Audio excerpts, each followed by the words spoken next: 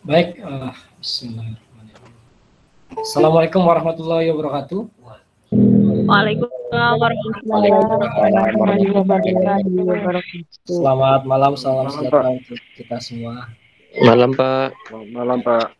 Gimana kabarnya? Sehat semua ya? Sehat. Tuhan sehat Pak. Gimana besok di depan UAS? Aman semua? Kisi-kisi. Alhamdulillah sehat. Hujan, Sulawesi hujan. Mudah-mudahan minggu depan lancar semua ya. Amin. Amin. Amin. Ada yang susah sinyal? Susah kuota, Pak. Susah kuota ya. Aduh, ini susah Hujan banget. di Riau Pak. Kenapa Pak Rahmat?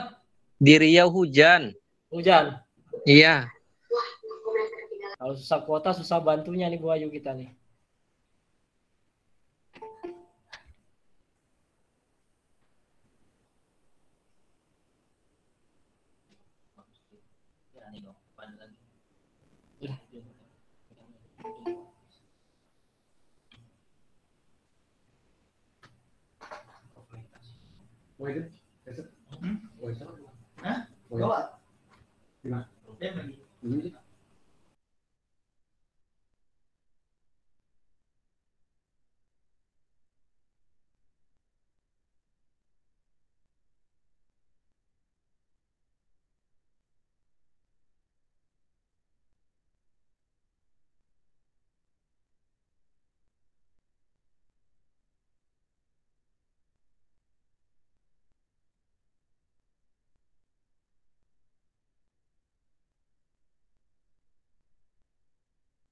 Oke, Bapak Ibu, kita mulai aja ya, sambil nunggu teman-teman yang lain ya. Siap Pak. Oke. Beberapa waktu yang lalu saya pernah berkirim soal jurnal penutup. Saya akan review dulu kaitan dengan materi jurnal penutup, Bapak Ibu sekalian.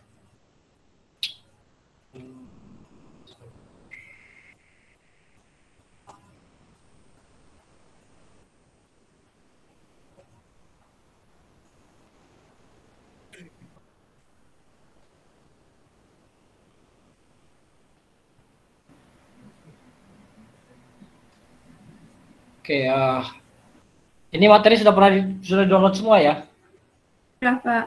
Oke. Sudah Pak. Baik, Bapak Ibu sekalian, jurnal penutup itu merupakan salah satu siklus akuntansi. Pada saat kapan kemudian jurnal penutup itu dilakukan? Secara siklus, jurnal penutup dilakukan pasca dilakukannya penyesuaian, atau kalau dalam materi kita yang beberapa waktu yang lalu itu ada ayat jurnal penyesuaian. Nah, neraca saldo setelah dilakukan ayat jurnal penyesuaian, selanjutnya dia akan masuk ke jurnal penutup. Jurnal penutup itu sebetulnya tujuannya adalah menutup akhir periode. Biasanya perusahaan akan melakukan jurnal penutup ketika di akhir periode. Misal kalau pada umumnya biasanya mereka akan lakukan di akhir tahun atau akhir bulan.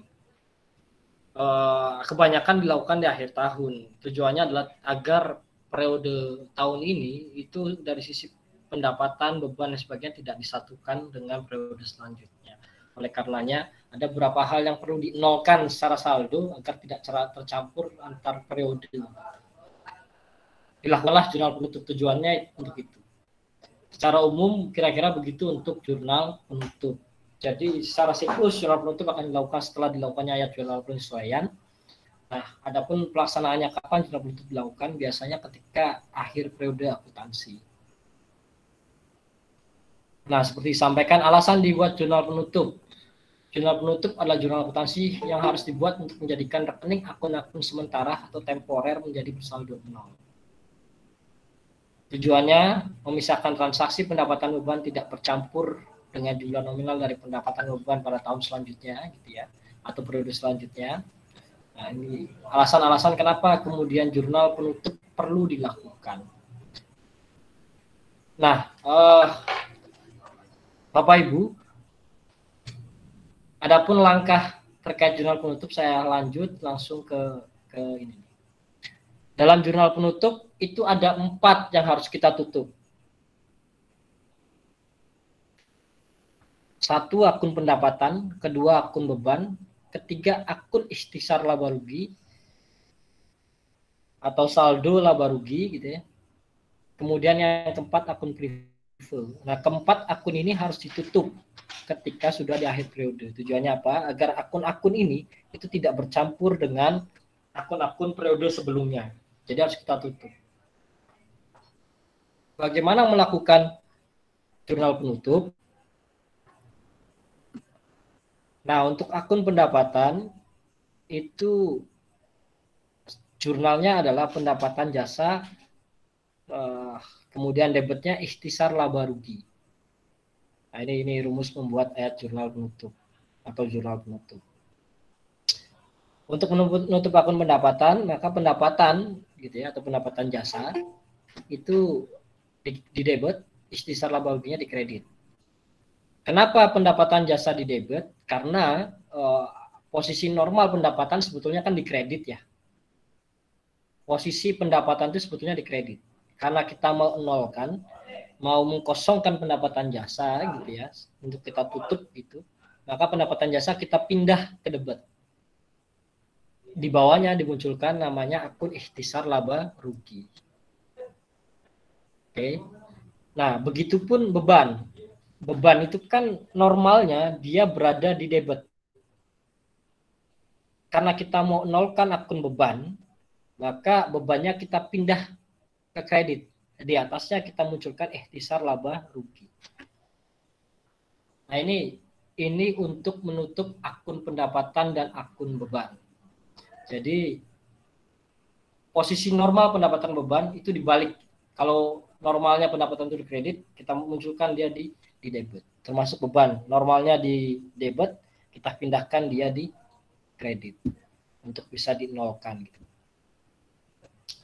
Oke, berikutnya Bapak Ibu, ada akun ikhtisar laba rugi atau saldo laba rugi yang harus kita tutup juga. Kita kembali ke slide sebelumnya. Ikhtisar laba rugi yang kita munculkan ketika kita tutup akun pendapatan dan akun beban itu juga harus ditutup. Karena di periode selanjutnya itu tidak boleh muncul akun namanya ikhtisar laba rugi.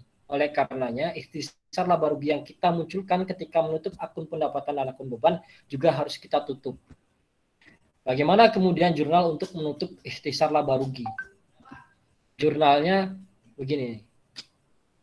Kalau saldonya rugi gitu ya, maka modal di debit, kemudian ikhtisar laba ruginya di kredit.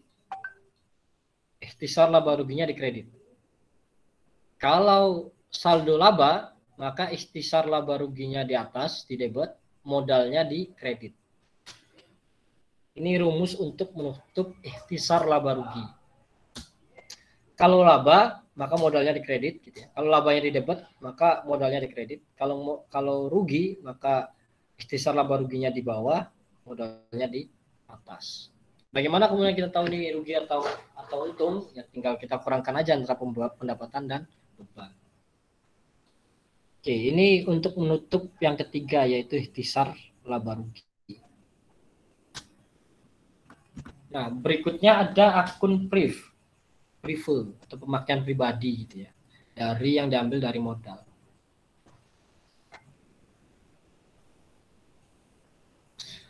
Normalnya kalau kita mengambil prive maka prive pada modal kira-kira gitu ya. Atau kalau perusahaan jasa prive pada kas misalnya. Nah, untuk menutup akun prive, maka privenya kita kan posisi prive di normalnya itu di debit.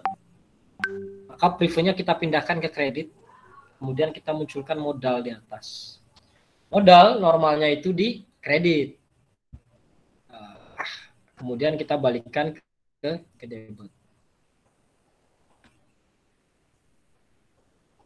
Oke, ini untuk menutup akun yang keempat yaitu akun prive. Terus bagaimana implementasinya? Misal, ini ada contoh yang saya munculkan ya. Ada pendapatan beban-beban gitu ya. Ini nggak ada prive nih. Saya tidak munculkan prive di sini. Tapi kira-kira cara kerjanya sama lah. Ini saya munculkan hanya pendapatan, kemudian dan beban-beban. Nah, kita perlu menutup akun pendapatan dan akun beban. Kira-kira nanti kalau di soal itu muncul begini Bapak Ibu. Buatlah jurnal penutup dengan kasus dengan kasus neraca di atas. Maka kita cukup melihat neracanya pendapatan berapa, beban berapa yang harus kita tutup, termasuk ada prive nggak. Kalau ada prive kita juga perlu tutup. Jadi kalau dicontoh nanti bentuknya nggak kayak gini nih. Kalau mau kita lakukan jurnal penutup, biasanya bentuknya sudah neraca saldo. Neraca saldo akhir periode yang harus kita tutup. Nanti kita Bapak Ibu sekalian tinggal pilih nih pendapatan, beban, kemudian satu prive. Itu laginya prive gitu ya, yang harus ditutup. Nah, untuk contoh ada dua, ada pendapatan dan beban. Bagaimana kemudian kita menutupnya? Nah, seperti tadi disampaikan, untuk menutup pendapatan, maka pendapatan di debit, ikhtisar laba ruginya di kredit. Nah, ini sudah tertutup satu akun, yaitu akun pendapatan. Berikutnya, untuk menutup akun beban, ikhtisar laba ruginya di debit, beban-bebannya di kredit. Karena beban-beban sebetulnya normalnya di debit. Untuk bisa dinolkan, kita pindahkan ke kredit. Nah, nanti total beban berapa, ikhtisar laba ruginya tinggal dijumlahkan aja. Angka ikhtisar laba rugi ini Bapak Ibu sekalian, ini dapat dari hasil penjumlahan total dari beban. 1 juta ditambah 250.000 ditambah 9 juta ditambah 2 juta total 12.250.000. Ini yang kemudian kita munculkan di ikhtisar laba rugi. Oke. Nah, sekali lagi untuk bisa menemukan angka, ini kita berikutnya yang ketiga ya, menutup ikhtisar laba rugi. Untuk bisa tahu angka 650.000, kita perlu menjumlahkan nih antara kedua ikhtisar yang sudah muncul di atas. Ikhtisar rugi laba itu 12.900. Itu posisinya di kredit. Itu ya. Nah, yang kedua ikhtisar rugi labanya di debit sebesar 12.250.000. Kalau kita kurangkan maka muncul angka 650.000. Ini yang kemudian kita munculkan untuk menutup ikhtisar laba rugi atau rugi laba. Jadi ikhtisar rugi laba 650 dari mana? Dari hasil penjumlahan antara 12.900 dikurangi 12.250. Hasilnya 650.000. Nah, ikhtisar laba rugi ini kemudian kita tutup dengan modal. Modalnya kita munculkan di kredit.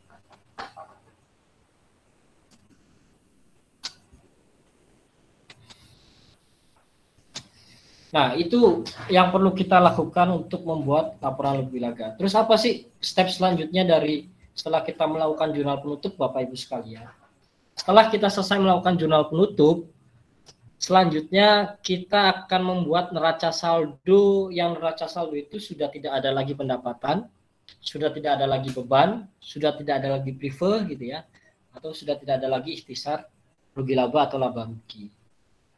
Jadi pasca dibuat jurnal penutup, nanti kita step selanjutnya adalah membuat neraca saldo. neraca saldo itu berisikan semua akun-akun kita, baik akun harta maupun utang dan modal, tapi di dalamnya sudah tidak ada lagi pendapatan, sudah tidak ada lagi beban, sudah tidak ada lagi preferred. Itu tujuan untuk dilakukannya jurnal penutup, yaitu menutup akun-akun yang sifatnya temporer agar setiap periodenya itu bisa kita ulangi dari nol. Pendapatan, beban, dan preferred. Nah, itu kira-kira untuk jurnal penutup Bapak Ibu sekalian. Sampai di sini ada yang mau ditanyakan? Silakan, saya persilakan Bapak Ibu, barangkali ada yang perlu kita diskusikan. Kalau akun privo tadi, Pak, akun privo tadi itu gimana? Ya, untuk ini di contoh soal yang saya munculkan tidak ada akun privo. Ya. Tapi kalau nanti muncul akun privo, Bapak Ibu sekalian cukup melakukan ini rumus ini nih. Misal ada privo, angkanya 500.000, tinggal rumusnya tinggal kita masukkan ke dalam rumus nih. Oh, iya. Modal 500.000, privo 500.000. Oh iya. Ya. Nah, nanti ketika kita membuat neraca saldo, ini privo sudah tidak lagi dimunculkan ke dalam neraca saldo. Karena sudah kita tutupkan atau sudah kita nolkan. Kira-kira begitu.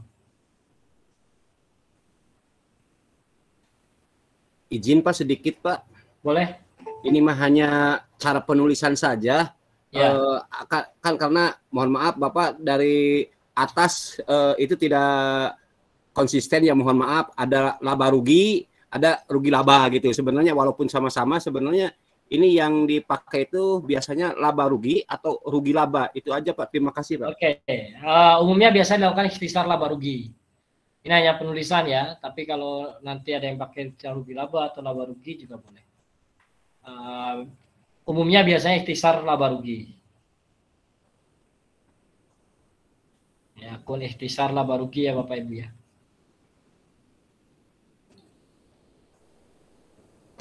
Oke, yang lain silakan untuk jurnal. Tapi maknanya sama kan Pak? Sama Bapak Ibu. Sama, artinya sama tetap.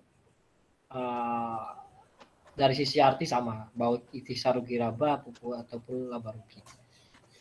Dikirain ini Pak, untuk akun yang rugi itu ditulisnya ikhtisar rugi laba. Kalau umpamanya untuk yang untung baru ikhtisar laba rugi gitu Pak. Mohon maaf. Itu hanya ya, penulisan ya. Jadi tidak menentukan apakah itu laba apakah itu rugi.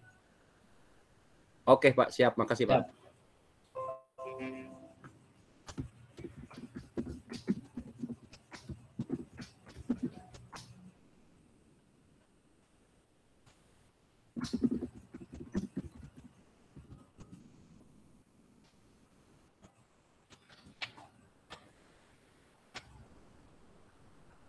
Oke, sampai sini jurnal penutup bisa dipahami? Insya Allah sih bisa Pak. Siap. Insya Allah. Saya mau ulangi lagi, secara siklus, baik perusahaan dagang maupun perusahaan jasa punya siklus yang sama Bapak Ibu ya. Dari penjurnalan, setelah dijurnal kemudian melakukan posting ke buku besar atau worksheet. Kemudian dari buku besar, kita akan buat neraca saldo sebelum penyesuaian, gitu ya. Setelah neraca saldo penyesuaian, kita akan buat ayat jurnal penyesuaian. Nanti dari ayat jurnal penyesuaian kita akan dapat neraca saldo setelah penyesuaian. Nah, neraca saldo setelah penyesuaian ketika memang kita melakukan itu di akhir periode, maka kemudian akan dilakukan jurnal penutup. Jurnal penutup akan dilakukan di akhir periode untuk menghilangkan keempat akun ini. Siklusnya sama baik jasa maupun perusahaan dagang. Penjurnalan, worksheet gitu ya. Kemudian pembuatan neraca saldo, kemudian melakukan ayat jurnal penyesuaian, setelah itu baru dibuat neraca saldo setelah penyesuaian, termasuk membuat laporan keuangan. Laporan keuangan itu apa? Ada laporan laba rugi, ada laporan perubahan modal, ada satu lagi neraca saldo. Itu secara siklus Bapak Ibu sekalian. Sampai sini bisa dipahami ya? Mohon izin bisa bertanya Pak. Boleh Pak Majid silakan. Kemarin kan ada Bapak kasih contoh soal Pak ya. Ya. Ini Mina Bahari, Pak. Ya. Nah, itu kan ada laporan keuangan. Yang terakhir, lembar terakhir itu laporan laba rugi. Habis itu laporan perubahan ekuitas. Yang terakhir itu laporan posisi keuangan. Kalau ayat jurnal penutup ini, Pak, masuk nggak Pak yang laporan perubahan ekuitas sama laporan posisi keuangan tuh, Pak? Apa tadi yang masuk? Mohon maaf, Pak Majid. Laporan perubahan ekuitas sama laporan posisi keuangan tuh, Pak. Kalau laporan laba ruginya masuk sih, Pak, kalau di sini nih. Cuman yang laporan perubahan ekuitas sama laporan posisi keuangan itu, Pak. Oke. Laporan perubahan ekuitas itu istilah lain dari laporan keuangan, laporan perubahan modal ya, Pak Majid ya.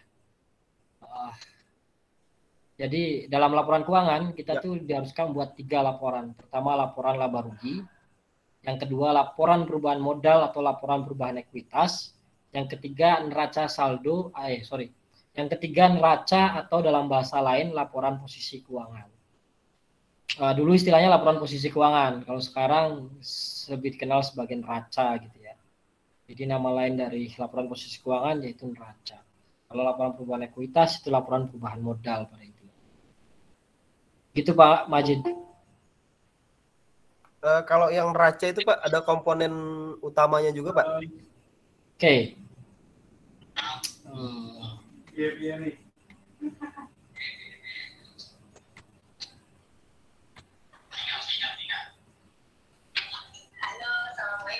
Untuk membuat neraca, saya tampilkan materi kita yang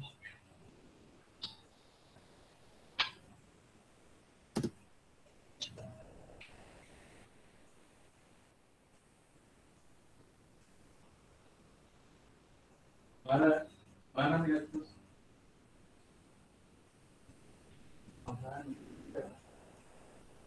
Saya kemarin untuk pembuatan jurnal penutup ini kendalanya di neraca itu Pak, yang bisa lagi stuck saya di situ Pak.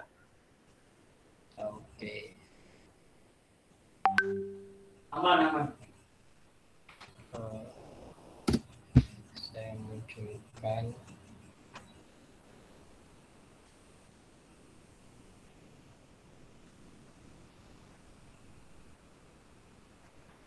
Aman.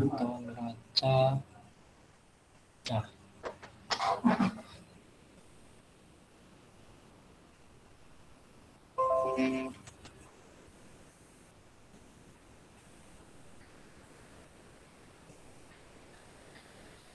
Ini salah satu contoh neraca. Waduh, saya lupa transfer ini.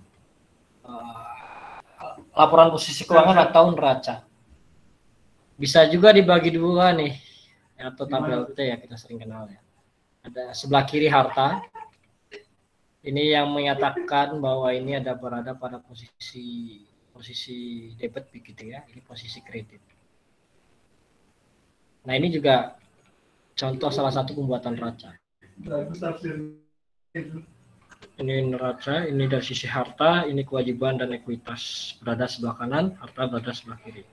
Nanti pembuatan harta, akun-akun yang masuk ke dalam komponen harta kita munculkan di sini nih Bapak Ibu sekalian. Untuk kewajiban kita munculkan di sini, untuk modal kita munculkan di bawah. Nanti hasil jumlah harta dengan hasil jumlah kewajiban ditambah modal itu harus balance nih. Gitu ya.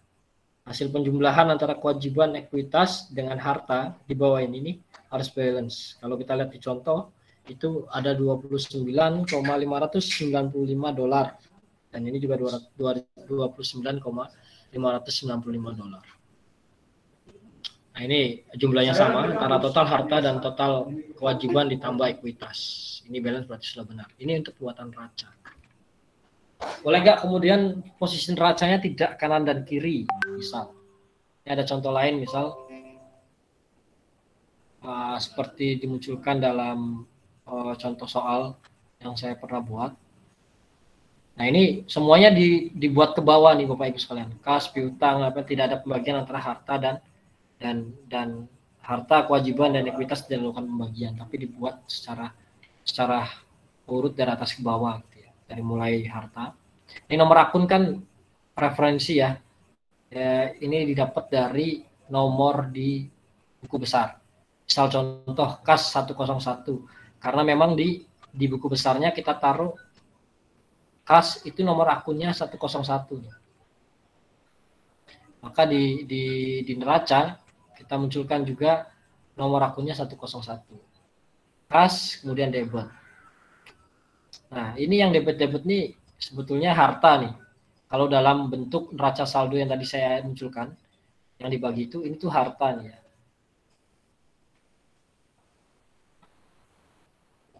Nah, ini dibuat langsung ke bawah, kemudian muncul antara saldonya antara debit dan kredit dibuat minus. Ini juga neraca nih. Atau ini seringkali dikenal sebagai neraca saldo sebelum penyesuaian dibuat ke bawah. Nah, kalau di posisi keuangan, itu relatif yang banyak digunakan,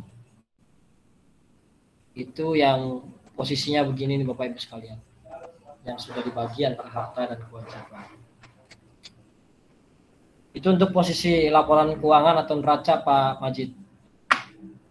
Baik Pak, terima kasih Pak. Ya.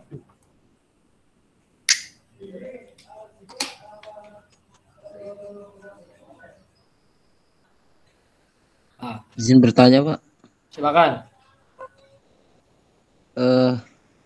Ini Pak, dari apa yang di contoh-contoh yang diberikan oleh Bapak sebelumnya itu kan tidak ada akun-akun yang seperti contoh yang soal yang Bapak kasih kan, di situ ada biaya gaji, biaya asuransi.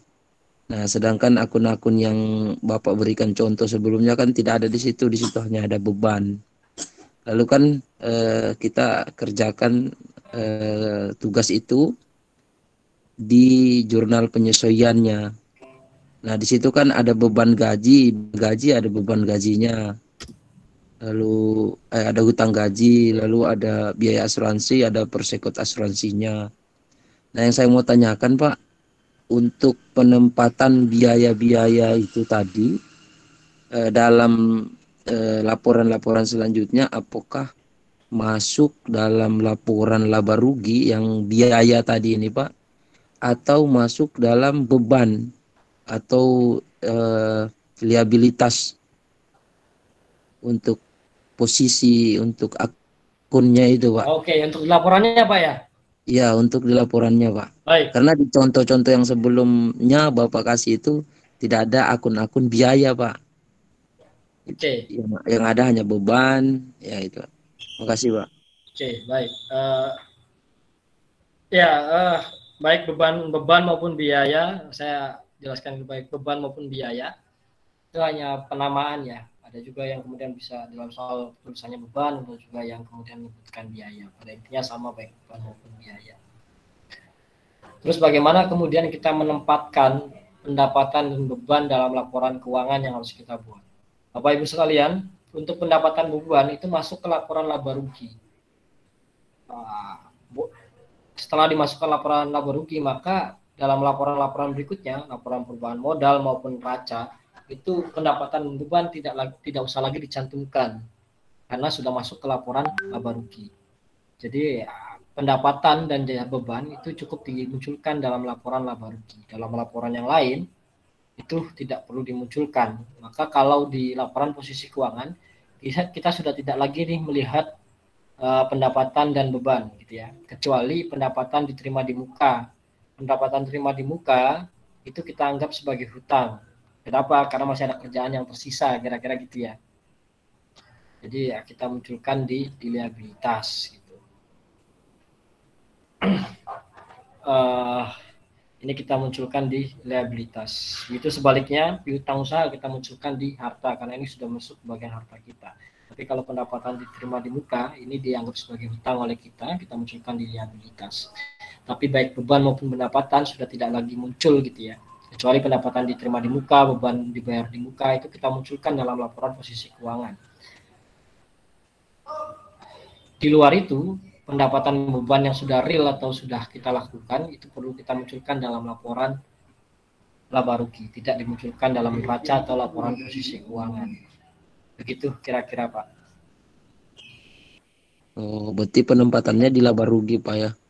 Betul, kecuali tadi ya pendapatan diterima di muka termasuk biaya dibayar di muka itu masih perlu kita munculkan dalam neraca atau dalam bahasa lain laporan posisi keuangan. Selebihnya kita masukkan ke laporan laba rugi. Siap Pak, terima kasih. Oke, sama-sama.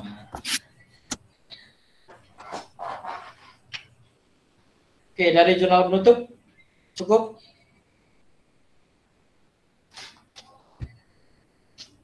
Cukup ya. Kita lanjut ke ini.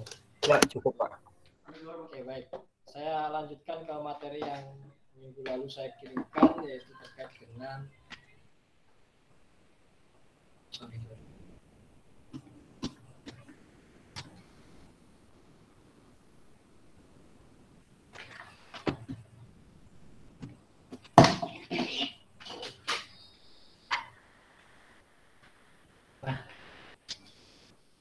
beberapa minggu lalu saya pernah kirimkan soal siklus perusahaan dagang. Di sana juga disampaikan, kira-kira bunyinya sama, saya ambil dari materi yang pernah saya kirimkan. Ada dua metode yang digunakan dalam pencatatan jurnal umum di perusahaan dagang. Ya, saya perlu sampaikan di awal nih, nanti untuk UAS Bapak Ibu sekalian, nanti soalnya hanya pada perusahaan dagang, tidak perusahaan jasa. Perusahaan jasa kemarin kita sudah munculkan di UTS, nanti di UAS kita hanya munculkan perusahaan dagang. Oke, nah di dalam perusahaan dagang itu dalam pencatatan jurnal umum ada dua metode yang digunakan. Walaupun nanti mungkin dalam soal saya akan sebutkan nih, Bapak Ibu sekalian perlu menggunakan metode periodik atau menggunakan periode perpektual. Ini pernah saya munculkan dalam slide-slide sebelumnya juga. Jadi ada metode periodik, ada metode perpektual. Sebetulnya pada intinya kalau metode periodik kita tuh tidak memunculkan harga pokok pembelian atau harga pokok penjualan maksud saya dalam jurnal umum. Kapan kemudian harga pokok penjualan itu muncul? Nanti ketika kita membuat laporan laba kotor gitu ya. Kita membuat laba kotor itu baru kita munculkan baru nanti akan muncul soal harga pokok penjualan. Sebaliknya, dalam metode perpektual, itu harga pokok penjualan selalu dicantumkan bersamaan dengan transaksi penjualan. Jadi, pada intinya perubahan dari metode periodik atau fisik. Ada juga yang mengatakan metode periodik ini metode fisik. Kenapa metode fisik? Karena kita harus menghitung di akhir kaitan dengan persediaan jumlah barang kita, baru kemudian kita bisa memunculkan harga pokok penjualan. Tapi kalau dalam metode perpektual, itu sudah bisa muncul dalam jurnal umum. Itu beda dari metode perpektual dengan metode periodik. Terus bagaimana implementasinya dalam jurnal umum atau saat kita melakukan penjurnalan dari transaksi-transaksi yang terjadi pada perusahaan dagang kita misalnya. Nah, ini ada beberapa, ini yang saya munculkan contoh pertama yaitu mengenai pencatatan metode perpektual. Oke, sebelum lanjut Bapak Ibu sekalian, kalau ada syarat seperti ini, paham nggak maksudnya Bapak Ibu? 2:10 N30, paham nggak? Tidak, Pak. Paham, Pak. Oke, saya mau sampaikan di sini. Oh, ya. Transaksi yang ada syarat begininya nih Bapak Ibu sekalian, ini artinya transaksi ini dilakukan secara kredit atau dalam bahasa lain utang. Gitu ya. Ini nggak tunai nih. Kalau ada syarat pembelian semacam ini berarti dia belinya nggak tunai, kira-kira gitu. Artinya apa? Syarat ini adalah syarat potongan pembelian atau ya syarat potongan dari pembelian orang beli ke kita, kira-kira gitu ya. Kalau ini kan membeli sejumlah barang pada PD Jaya dengan syarat 2:10 N30, artinya kalau kita melunasi, ini kan kita beli karena kita ini kan transaksinya pembelian ya. Kalau kita bayar, pembelian ini kan secara kredit nih. Kalau kita bayar dalam waktu 10 hari, maka kita mendapatkan potongan pembelian sebesar 2%. Ini 2%. Tapi kalau kita lebih dari 10 hari, kita tidak mendapatkan potongan. Gitu ya. Paham ya Bapak Ibu ya? Siap, Pak. Jadi kalau kita bayar dalam waktu 10 hari, kita akan dapat potongan sebesar 2%. Tapi kalau lebih dari 10 hari, kita tidak mendapatkan potongan. Begitu yang nomor 2 nih, pada tanggal 5 Juli nih. Kalau dalam sudah bayar atau sudah melunasi utang kita pada PD Sejahtera, maka kita akan mendapatkan potongan 2%. Kalau lebih dari 15 hari, kita tidak mendapatkan potongan pembelian. Itu ya, paham ya? Oke. Jadi kalau ada syarat ini artinya kita beli secara utang. Atau kalau dalam penjualan dan muncul syarat semacam ini, berarti kita memberikan potongan pembelian, potongan penjualan dengan syarat. Atau dalam bahasa lain sebenarnya transaksinya ada transaksi utang. Oke, kita akan urai dari masing-masing transaksi yang terjadi. Satu persatu ya. 2 Juli membeli sejumlah barang dagang dari PD Jaya 3 juta dengan syarat 2 berbanding 10, N30 dan beban angkut sebesar 200.000. Bagaimana penjualannya? Dalam metode perpektual, persediaan barang dagang 3 juta, beban angkut 200.000, utang dagang. Karena tadi ya, karena ada dengan syarat, maka itu sebenarnya utang dagang. Atau transaksi yang kita lakukan dengan utang. Maka yang kita munculkan dalam kredit utang dagang. Kita belinya nggak cash kira-kira gitu ya.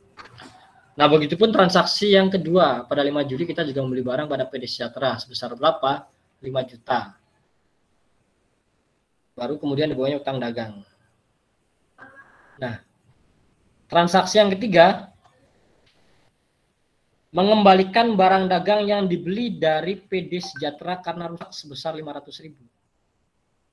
Barang yang kita beli tanggal 5 Juli ternyata ada yang rusak, nilainya 500.000. Pada tanggal 6, utang dagang pada persediaan barang dagang. Persediaannya berkurang 500.000, utang dagang kita juga berkurang.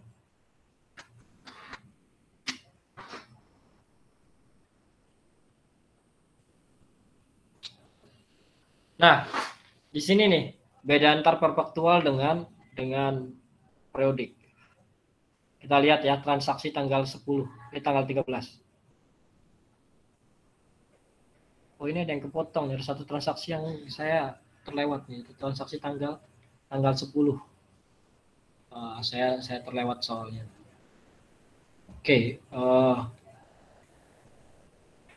ini kita melakukan penjualan Bapak Ibu.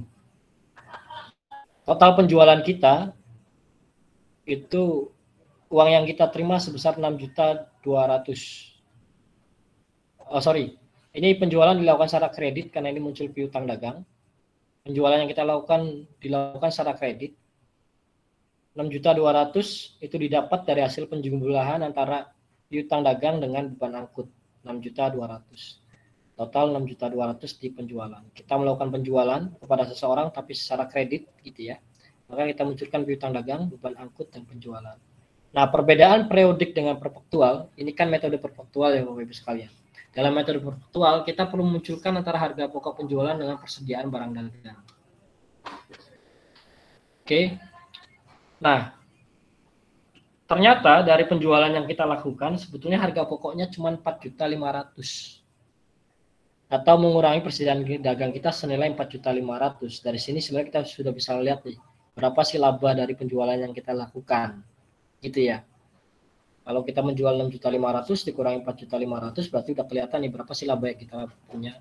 Nah, ini bedanya perpektual dengan periodik.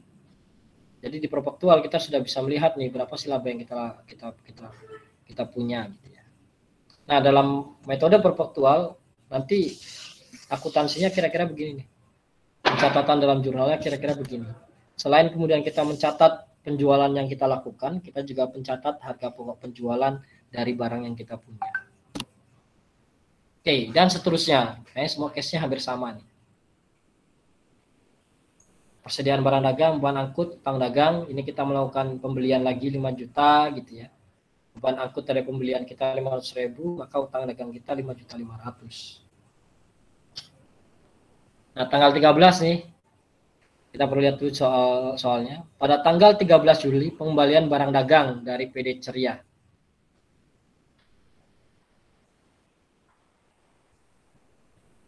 Nah, kita melakukan pengembalian, terjadi pengembalian barang dagang dari PD Ceria. kita menjual ke PD Ceria, kemudian PD Ceria mengembalikan barang dagangnya ke kita.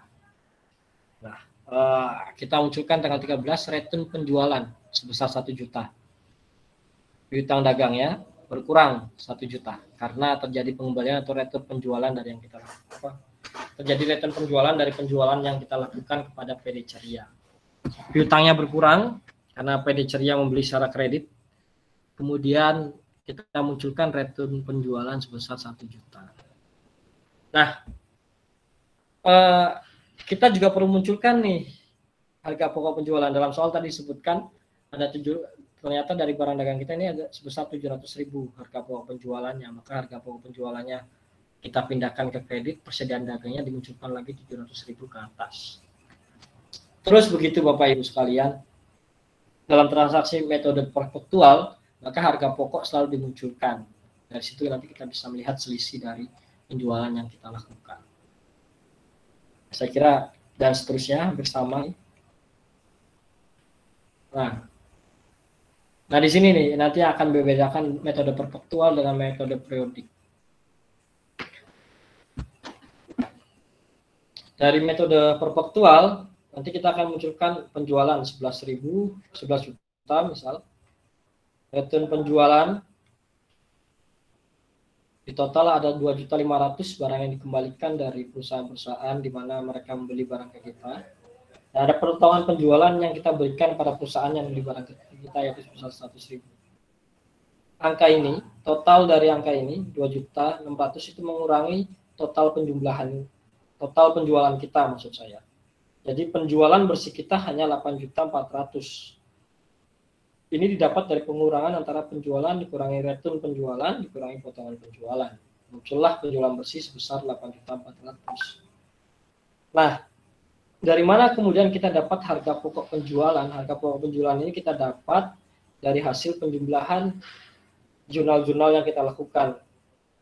Dari jurnal yang kita lakukan di atas. Nanti akan muncul total keseluruhan harga pokok penjualannya sebesar 6.900.000. Harga pokok penjualan ini kemudian dikurangkan beban angkut pembelian, gitu ya, dan potongan pembelian yang diberikan perusahaan kepada kita. Totalnya nanti akan mengurangi soal harga pokok penjualan. Berapa total harga pokok penjualan? Sebesar 6.136.000. Penjualan bersih dikurangi harga pokok, maka didapatlah laba kotor dari perusahaan kita pada periode Oktober 2015 sebesar 2.264.000. Nah ini metode perpetual, jadi nanti harga pokok penjualan ini langsung bisa kita hitung dari jurnal umum yang sudah kita buat di atas. Kenapa bisa kita langsung buat? Karena sudah muncul dalam jurnal umum berapa sih harga pokok penjualan dari setiap transaksi yang kita lakukan. Nanti langsung bisa kita lakukan penjumlahan Bapak Ibu sekalian. Oke.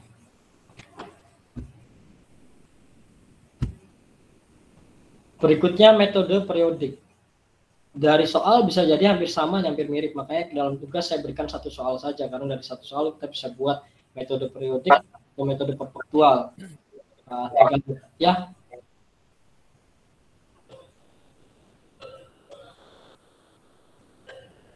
Oke, saya lanjut ya.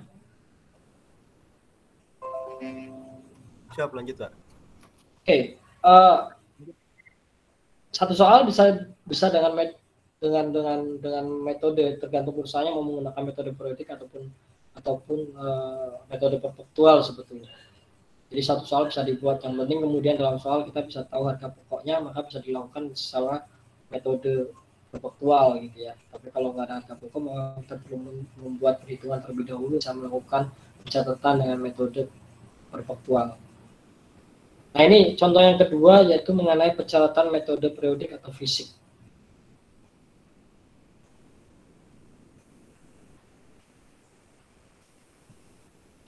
Nah, dari sini nih ya, persediaan awal barang dagang sebesar 2 juta. Jadi PD di Pasena itu sudah punya persediaan awal barang dagang sebesar 2 juta rupiah. Ada transaksi dia selama bulan Oktober pertama, 2 Oktober membeli barang dagang pada PD Jaya 3 juta, kemudian 200.000. Bagaimana kemudian pencatatannya? Pembelian beban angkut gitu ya. Barang dagang. Kemudian pada tanggal 5 Oktober beli barang juga hampir sama, gitu ya, secara kredit nanti hampir sama jurnalnya pembelian pada utang dagang kira-kira gitu ya. Mengembalikan barang dagang tanggal 6 nanti utang dagang kita berkurang, muncul return pembelian karena dari barang yang kita beli kita kembalikan, maka muncul return pembelian. Pada tanggal 10 Bapak Ibu silakan lihat slide-nya biar sekaligus bahasa soalnya ya. Pada tanggal 10 muncul jurnal piutang dagang beban angkut penjualan dan penjualan. Artinya kita melakukan penjualan gitu kepada perusahaan lain secara utang. Jadi ada orang beli kita utang, kita catat sebagai penjualan. Nah, dari sini lihat nih bedanya dengan metode perpektual dengan metode periodik. Di metode periodik itu tidak muncul harga pokok penjualan Bapak Ibu sekalian. Jadi dia hanya menuliskan penjualan 6.200.000. Tidak dihitung, tidak dimunculkan tuh berapa sih harga pokok penjualan pada barang dagang yang kita jual, tuh nggak dilakukan perhitungan dalam metode periodik atau metode fisik ini. Berbeda dengan metode perpektual, dalam jurnal yang dilakukan dia akan memunculkan harga pokok penjualan. Dalam metode periodik tidak dimunculkan. Nah, beda antara metode periodik dengan metode perpektual hanya pada konteks pencatatan pada jurnal umumnya saja. Nah, kalau dalam metode periodik sama sekali tidak memunculkan harga pokok penjualan. Nah, nanti selain beda pada pencatatan jurnal umum, untuk metode periodik dan perpektual juga bisa kita lihat perbedaannya pada laporan laba kotor. Ini berbeda tentunya dengan metode perpektual. Kalau dari sini, kalau tadi kan dari penjualan langsung kita bisa munculkan harga pokok penjualan, gitu ya. Tapi dari metode periodik kita tidak bisa langsung melakukan berapa sih harga pokok penjualannya, tidak bisa kita munculkan, maka itu melalui perhitungan. Perhitungannya nanti didasarkan pada barang pada awal periode sama persediaan barang di akhir periode. Jadi kita bisa lihat pada laporan laba kotor. Penjualan 11 juta, return 2,5, total penjualan 100.000, total 2.600.000, penjualan bersihnya 8.400.000. Nah, berbeda dari metode perpektual, di periodik kita munculkan persediaan barang dagang awal. Dalam contoh tadi dimunculkan bahwa persediaan barang dagang awal kita sebesar 2 juta rupiah. Pembelian yang kita lakukan 13 juta, beban angkut dari pembelian kita 700, maka total pembelian kita atau total pembelian yang kita lakukan 13.700.000. Itu dipotong lagi dari return pembelian yang kita lakukan, termasuk potongan pembelian yang kita dapatkan. Maka total dari pembelian yang kita lakukan atau pembelian bersih sebesar 13.136.000.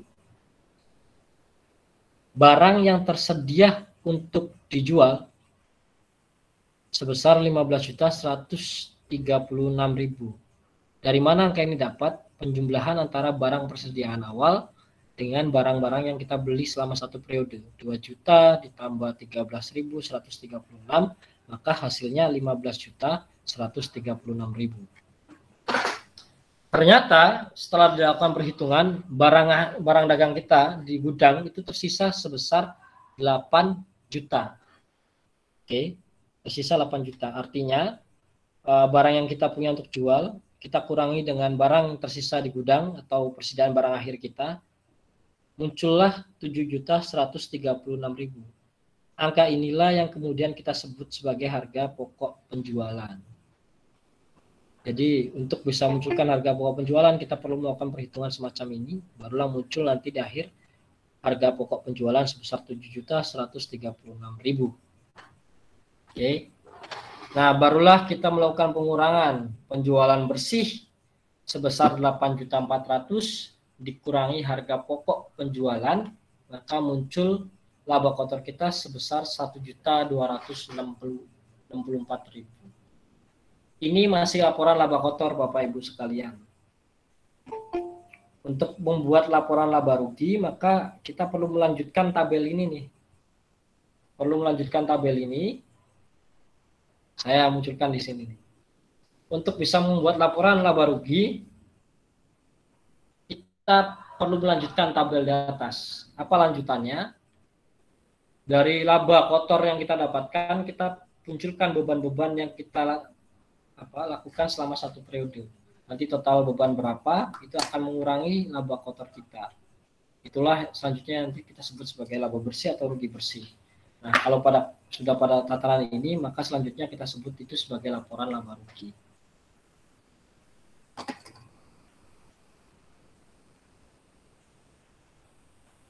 Nah, selanjutnya untuk bisa membuat laporan perubahan modal maupun neraca, laporan posisi keuangan itu hampir sama dengan perusahaan jasa. Nah, komponennya hampir sama dengan perusahaan jasa. Gitu ya. Yaitu untuk pencatatan di jurnal umum perusahaan dagang, Bapak Ibu sekalian. Sampai sini ada yang mau ditanyakan? Iya Pak, Cirinya Pak. Izin Pak. Ya, silakan. Kemarin itu lagi mencoba menyelesaikan tugas yang diberikan oleh Bapak. Kebetulan kan ini juga belum dijelaskan oleh Bapak. Jadi artinya kemarin itu saya coba cari referensi-referensi di Google, Pak. Nah, iya Pak. Yang kemarin itu yang saya jadi bingung itu antara metode periodik dan perfektual itu jumlahnya berbeda, Pak. Sedangkan logika saya untuk laporan keuangan itu kan antara metode yang satu dengan metode yang kedua itu kan harus sama, ataukah memang di pencatatan perusahaan dagang ini metode periodik dan perfektual itu pasti akan berbeda gitu, Pak. Satu itu, Pak. Terus kedua juga saya juga kemarin itu coba mencari referensi di Google, ada yang seperti kolom-kolom yang tadi Bapak sebutkan, misalkan tanggal, keterangan, referensi debit, kredit. Tapi ada juga yang di Google itu dalam satu kolom itu metode periodik, dalam satu kolomnya lagi itu metode perfektual, Pak. Sebenarnya mana yang paling mudah Pak untuk ngisinya, Pak? Terima kasih, Pak. Oke. Terima kasih Pak Nana pertanyaannya. Baik metode periodik maupun metode perfektual sebetulnya bergantung pada perusahaannya. Nanti mereka akan menerapkan kebijakan apakah ini dilakukan metode periodik atau metode perfektual. Terus mana yang lebih mudah? Sebetulnya pada konteks pencatatan aja. Kalau metode periodik itu nanti akan ribetnya adalah ketika kita akan menyusun laporan laba rugi. Kalau kita bisa lihat dari contoh laporan laba rugi yang ada, itu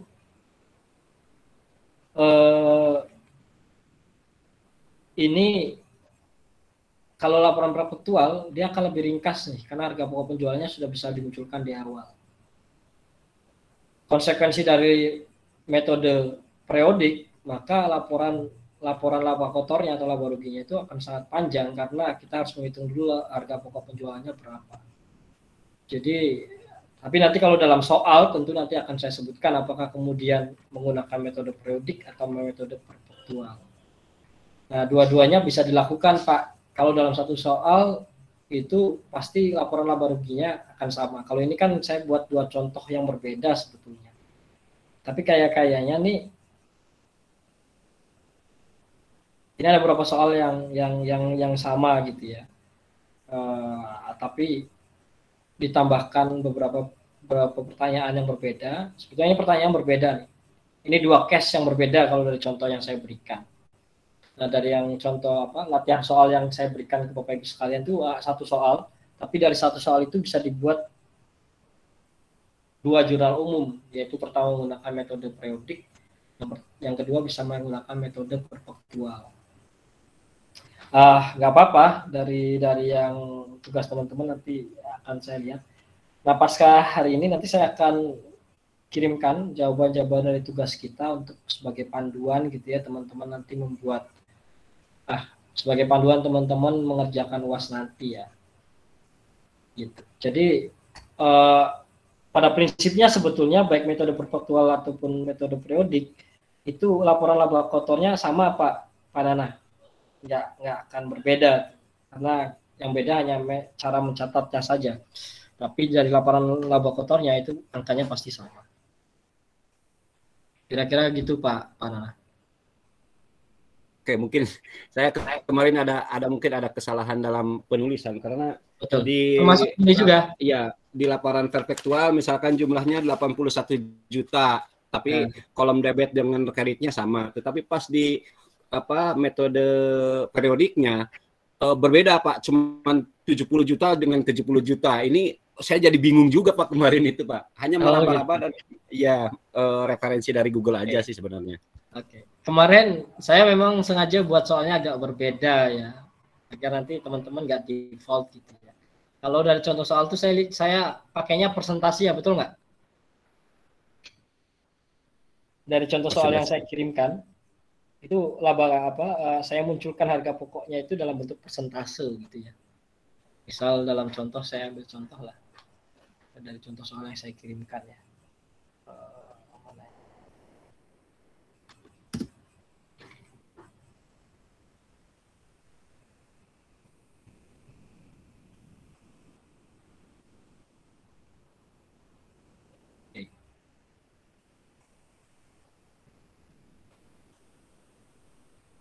Saya ambil satu contoh Pak ya. Pada tanggal 29 Maret dijual barang dagang secara tunai 5.500.000. Harga tersebut sudah termasuk laba kotor 25% yang dihitung dari beban pokok. Nah, kalau dalam metode periodik, maka kita hanya perlu mencuculkan angka 5.500.000. Kita tidak perlu menghitung berapa harga pokok dari 5.500.000 ini. Jadi kalau dalam metode periodik kita cukup memunculkan 1.500.000 kas atau pendapatan gitu ya pada penjualan sebesar 5.500.000. Itu di metode periodik. Kalau di metode penjualan, kita perlu menghitung nih berapa harga pokok dari 5.500.000 ini. Dari mana kemudian kita bisa menghitung? Nah, ini ada lanjutannya nih ya. Harga tersebut sudah termasuk laba kotor 25%. Gitu ya. Berarti dari 5.500.000 ini, 25%-nya itu merupakan laba kita. Berapa sih harga pokoknya? Kita bisa hitung nih. Berapa sih 25% dari 5.500.000? Kita bisa hitung misal 5.500.000 kali 0,25 misal. Sebesar 1.375.000. Artinya atau saya menunjukkan Excel ya.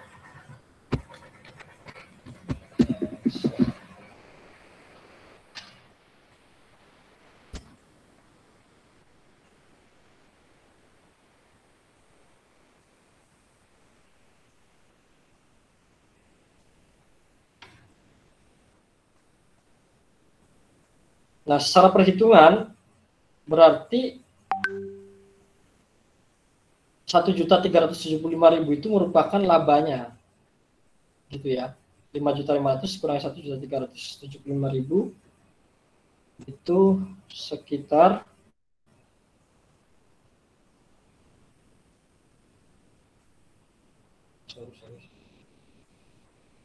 4 juta Pak ya. 4.125.000 ya. Itu nilai penjualan kita gitu ya. Sisanya kemudian kita masukkan ke harga pokok penjualan.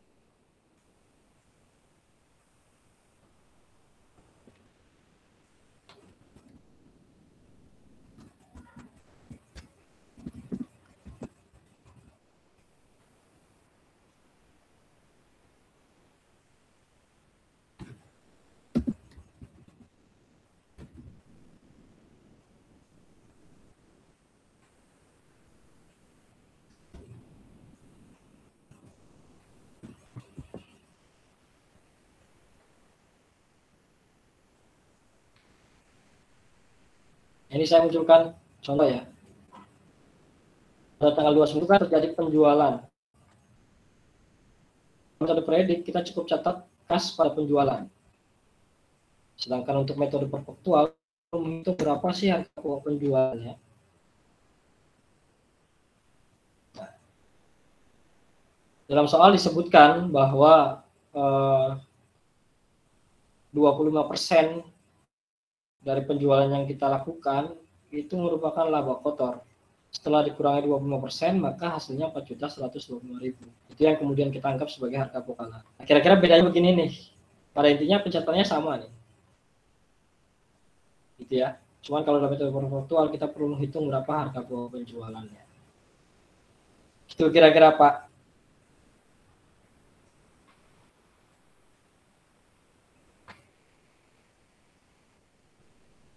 Pak, tanya Pak. Silakan. Artinya di periodik nggak perlu ada harga pokok, di perpektual harus ada harga pokok gitu Pak ya? Ya, begitu. Iya, makasih. Nah, kenapa kemudian metode predik lebih ringkas dalam laporan laba rugi? Karena kita sudah bisa menghitung harga pokok penjualannya, karena sudah muncul di dalam jurnal umum. Tapi kalau dalam metode predik, ini kan istilah lain metode predik itu kan metode fisik ya. Jadi kita baru bisa melihat berapa harga pokok penjualan setelah kita melakukan berapa kesediaan akhir barang dagang kita. Disitulah nanti kita bisa menghitung berapa harga pokok dari pembelian barang yang kita lakukan gitu ya. Nah, maka kemudian laporan laba rugi periodik itu pasti lebih panjang ketimbang laporan laba rugi laporan laba kotor dari metode perpektual. Perpektual sudah bisa dihitung nih karena sudah muncul di awal. Tapi kalau periodik dia harus mengecek fisik di lapangan, persiapan barang dagang berapa dan sebagainya. Jadi pasti nanti laporan laba kotornya lebih panjang. Maka dalam kalau contoh yang saya kirimkan itu laporan laba kotor perpektual lebih ringkas, periodik lebih panjang. Begitu Bapak Ibu.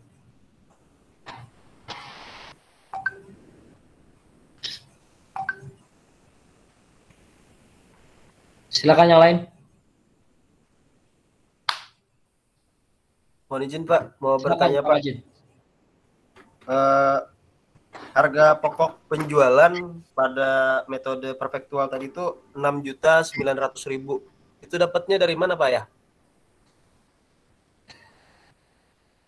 Pada contoh ya, contoh yang saya kirimkan di slide ya. Ya, contoh tadi Pak. Yang di perpektual ya Pak Majid. Ya, perpektual PD Ceria. Berapa angkanya? Harga pokok penjualannya 6.900.000 Pak. 6.900.000. Ya. Ya, materi Pak, dari materi Pak. Di materi yang tadi ya? Ya, materi Pak. Yang ini Pak Majid. Ya. Berapa laporan Pak? Laba kotornya Pak. Ya. Nah itu Pak, 6.900.000 dapatnya dari mana tadi Pak? Oke.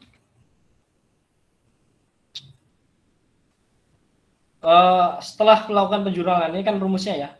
Setelah melakukan penjurnalan, nanti kita akan membuat worksheet atau buku besar.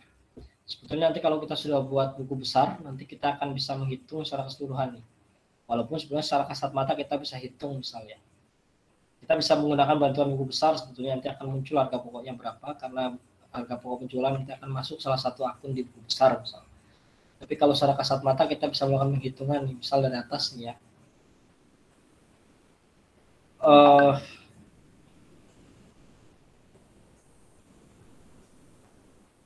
Ini pada debit 4,5 misal gitu ya.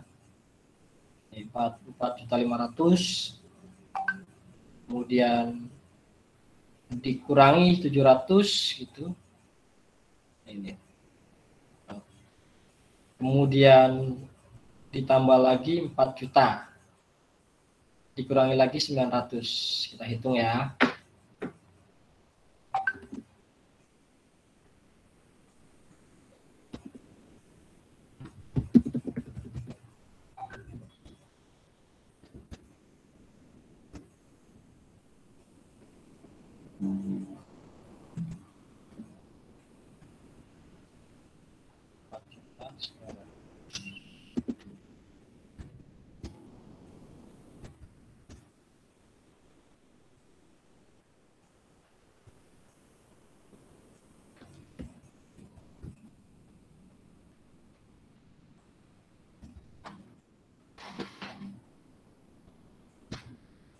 Oh ya Pak, hasilnya 6.900.000 Pak. Ya. Ya, dapat Pak.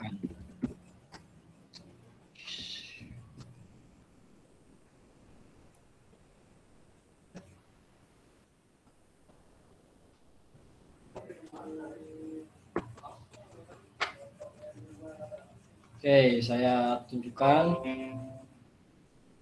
Dari mana harga pokok penjualan? Nah, dari sini. Yang pertama, HPP-nya itu berasal dari debit kredit. 4 juta, dilakukan pengembalian, dikreditkan lagi, ditambah lagi 4 juta ini 4,5 ya.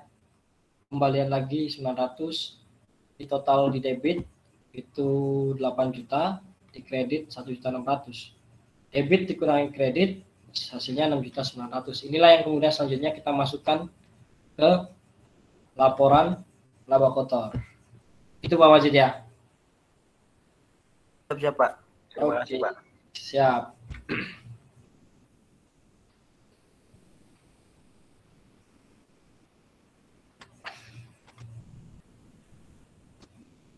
Silakan Bapak Ibu yang lain.